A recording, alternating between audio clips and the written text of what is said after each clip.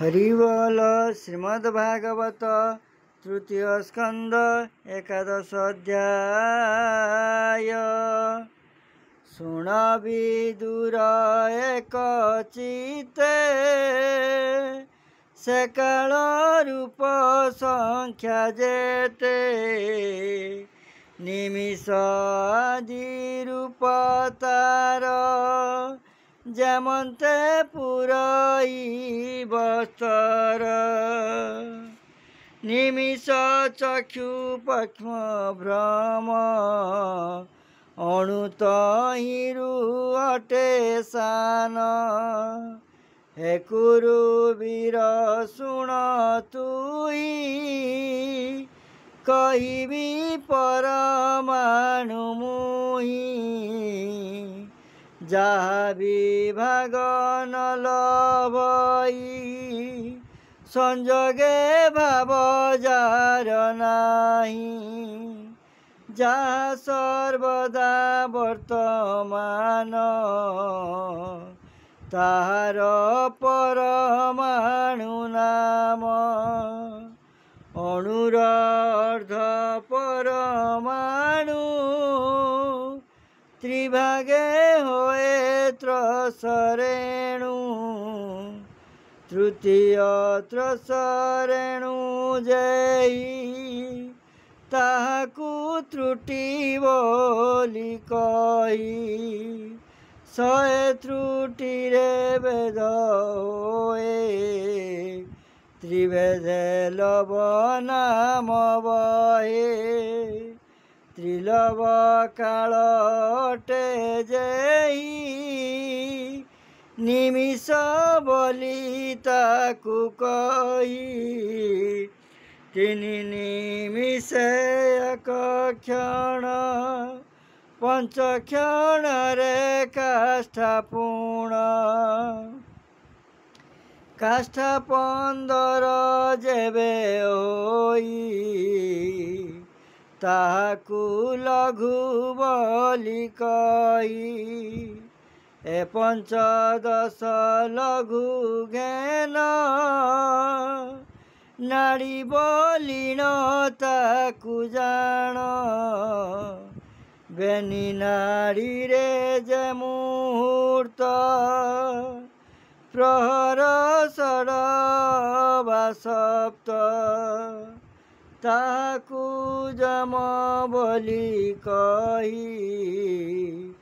अष्टमे अहोरात्र होई ताम्र द्वादश फलार्थे ताम्र द्वादश फलार्थे प्रस्थ प्रमाण पात्र मध्ये चारि अंगुली दीर्घ करी चतुरमासे चुति गढ़ी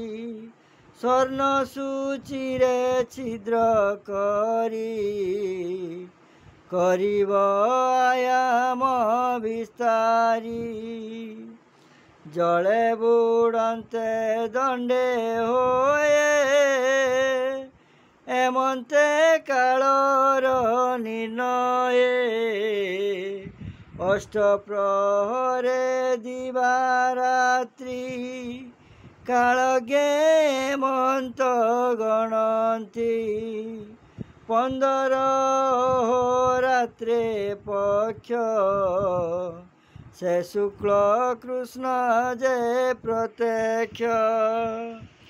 एबेनी पक्षे होए मास पितृंक रात्रि जे दिवस दिमासे ऋतु एक होई बसंत आदि 6 सेई एक यने ऋतु 3 उत्तर दक्षिण जेबेनी बेनी अयने संवत्सर एमंते गणना कालर देवंकु अहोरात्र हुए मनुष्य बरस बोलाए एमंते सते कबरस मनुष्य परमायु शेष ग्रह नक्षत्र तारा चक्रे से काल रूपी विभुए के एमंते संवत्सर अन्ते विहरे आत्मार आयते अणुप्रमाणु परिमाणे प्राणिकी नाशे अनुक्षणे ए पंचविध संवत्सर सुमने सुण हे विदुर प्रथमे संवत्सर होए परिवत्सर जे द्वितीय इदावत्सर तृतीयर चतुर्थे अनुजे वत्सर पंचमे वत्सर बोलाई काल स्वरूप गुणमयी से सूर्य काल रूप धरी संसार बीज को विस्तारी सकाम फल विस्तारणे जार उदय गगने से तेजमय कालांतक पंचवत्सर प्रवर्तक से महाभूत महातेज बहु प्रकारे करी कार्य धाये आकाशे अनुक्षणे पुरुष मोह निवारणे नित्य तांक पूजा कर तरिब एव संसार एमंते मैत्रय वाणी विदुर बोले ता शुणी हरिबल विद्रोवाच पितृदेवता नर आदि परमायुष यथा विधि शुणिली तुम्भ मुखु एबे संतोष कह मुनि भावे अपरे कल्प बाहे जते नाना प्रकारे जगते सनक आदि महामुनि त्रैलोक्य बाहे जेते ज्ञानी अछंती कालर आयते तांक आयुष कमते तुम्भे से काल गति जान जे जुगे जय प्रमाण जेणु से विचक्षण धीर सुबुद्धि सुगुण गंभीर जेते विषय एषयले जानती ज्ञान चक्षु बले हरिबल मैत्रवाच बोलंती शुण हे विदुर जे ब्रह्मा सृष्टिर विचार सत्य त्रेतया द्वापरादि कलिये चतुर्युग विधि देवंक द्वादश सहस्रे हे चारि जुग कालंसे चारि सहस्र जुग सत्य 3सहस्र त्रेतामत द्वापर 2सहस्र जान कलि सहस्रे परिमाण ଏହି ପ୍ରମାଣେ ସତ ଦେଇ ଦ୍ୱିଗୁଣେ ଏହାକୁ ମିଶାଇ ଯୁଗଙ୍କ ସନ୍ଧ୍ୟା ଅଂଶ ଅୟୁତେ ଯେ କାଳ ପ୍ରକାଶ ଏମନ୍ତେ ଦେବ ବର୍ଷ ମତେ 12 ସହସ୍ର ସಮೇତେ ଏ ରୂପ ଯୁଗ ସଂଖ୍ୟା ଜାଣି ଜ୍ଞାନୀଙ୍କ ଗୋଚରେ ପ୍ରମାଣି ଯେ ଯୁଗେ ଯେବା ଧର୍ମ ବିଧି ଆଗମ ନିଗମ ପ୍ରସିଦ୍ଧି ଧର୍ମ ସତ୍ୟରେ ଚତୁଷ୍ପଦ ଅଧର୍ମ କ୍ରମେ ହୀନ ପଦ ତ୍ରେତୟାରେ 3 ପଦ ଥିଲା ଦ୍ୱାପରେ 2 ପାଦ ହୋଇଲା କଳିର 1 ପାଦ ରହେ ଯେଣୁ ଅଧର୍ମ ବୃଦ୍ଧି ବହେ ଦେବଙ୍କ ସହସ୍ର ଯୁଗରେ ବ୍ରହ୍ମା ଦିବସ ବୋଲିତାରେ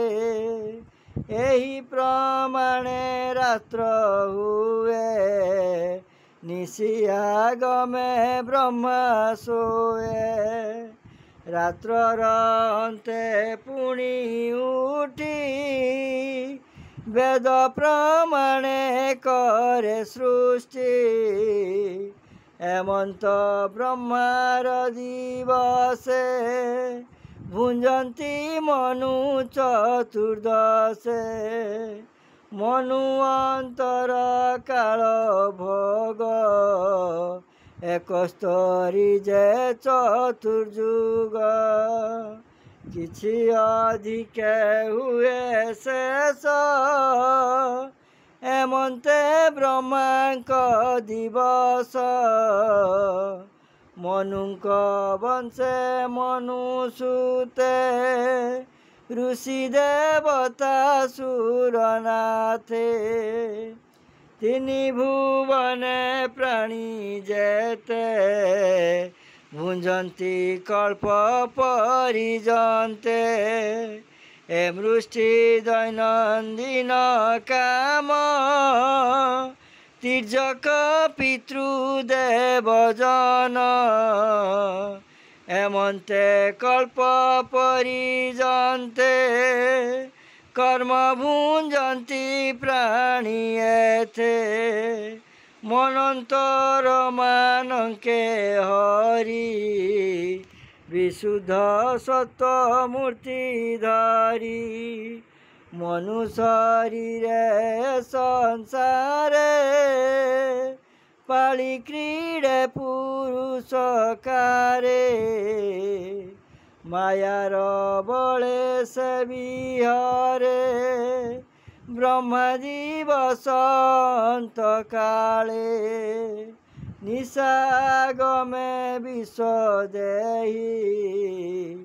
ମୌନ ବ୍ରତେ ସେ ବସଇ ତ୍ରୈଲୋକ୍ୟ କମ୍ପେ ତାହା ଦେଖି ସୁଜ୍ଞାନ ଜୀବନ ଉପେକ୍ଷୀ ରବି ସଂସାଙ୍କ ଶୂନ୍ୟ ଗଲା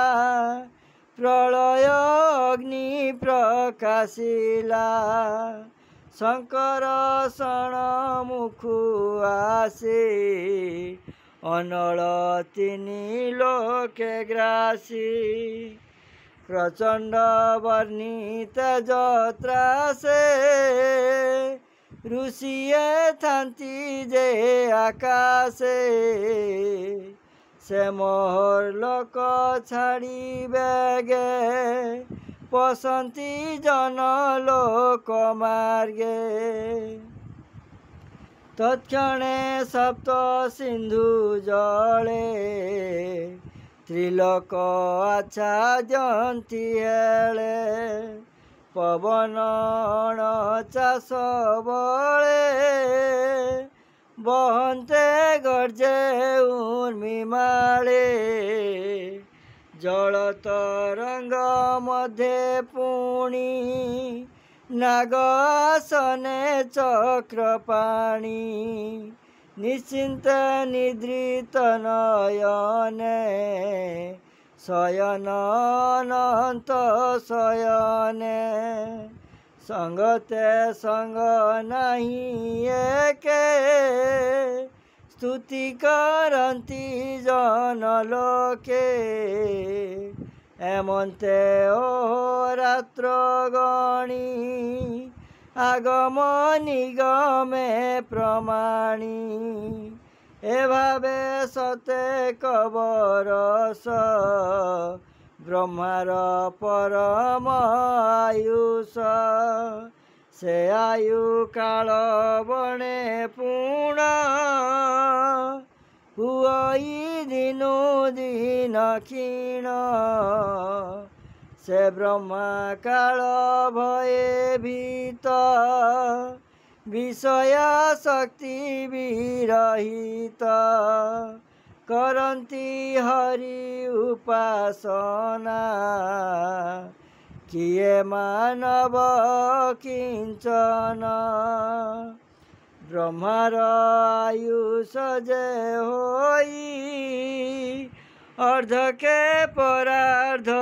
ବୋଲାଇ ସେ ପୂର୍ବ ଅର୍ଦ୍ଧ ଭୋଗ ଯାଇ ଅପର ଅର୍ଦ୍ଧ ଏବେ ହୋଇ ପୂର୍ବ ପରାର୍ଦ୍ଧେ ବ୍ରହ୍ମା ନାମ ଶବଦ ବ୍ରହ୍ମ ଯେ ମହାନ ପରାର୍ଦ୍ଧ କଳ୍ପ ଯେବା ହୋଏ ସେ ପଦ୍ମ କଳ୍ପ ନାମ ବହେ ବିଷ୍ଣୁ ନାଭିରୁ ପଦ୍ମ ଜାତ ଯହୁଁ ପୂଜେ ବେଦନାଥ ଦ୍ୱିତୀୟ କଳ୍ପ ଏବେ କହି ଶ୍ଵେତବରାହ ସେ ବলাই ଯେବଣ କଳ୍ପେ ନରହରି ଶ୍ଵେତବରାହ ରୂପ ଧରି ବେନି ପରାର୍ଦ୍ଧ ରୂପୀ କାଳ ନିମିଷ ଆଦି ଅନ୍ତଜାର ଅନାଦି ଅବ୍ୟକ୍ତର ସୀମା ଅନନ୍ତ ଈଶ୍ୱର ମହିମା କେବଳ ପରିପୂର୍ଣ୍ଣ ବିଭୁ ସେ ସର୍ବେଶ୍ୱର ସର୍ବପ୍ରଭୁ ତାହାଙ୍କ ପରେ ପ୍ରଭୁପଣ ସମର୍ଥ ନଏ କାଳ ଜାଣ ଷୋଡ଼ଶ ବିକାରେ ସଞ୍ଚରେ ନାନା ବିଷये ରୂପ ଧରେ ଏ ଅଣ୍ଡକୋଷ ଆଦ୍ୟ ପ୍ରାନ୍ତେ 50 କୋଟି ପରିମତେ ବିସ୍ତୃତ ସପ୍ତ ଆବରଣେ ଉତ୍ତରୋତ୍ତର 10 ଗୁଣେ କୋଟି ବ୍ରହ୍ମାଣ୍ଡ ଯାର ଦେହେ ଦିଶନ୍ତି ପରମାଣୁ ପ୍ରାୟେ ଅକ୍ଷର ବ୍ରହ୍ମ ତାର ନାମ ସେ ସର୍ବ କାରଣ କାରଣ ତାର ଚରଣେ ଦେଇ ଚିତ କହି ଦାସ ଜଗନ୍ନାଥ ହରି ବୋଲ ଇତି ଶ୍ରୀମଦ୍ଭାଗବତେ महापुराणे परमहंस्यां संहितायां तृतीय स्कंदे 11 अध्याय हरि बोल जय जगत कृपालु प्रभु परम दयालु नाथ नाथाय देव देवाय। अज्ञानी मानकु ज्ञान दियंतु, जगतर प्राणी मंगल वृद्धि करंतु, कृपा करंतु कृपामय, कल्याण करंतु कल्याणमय।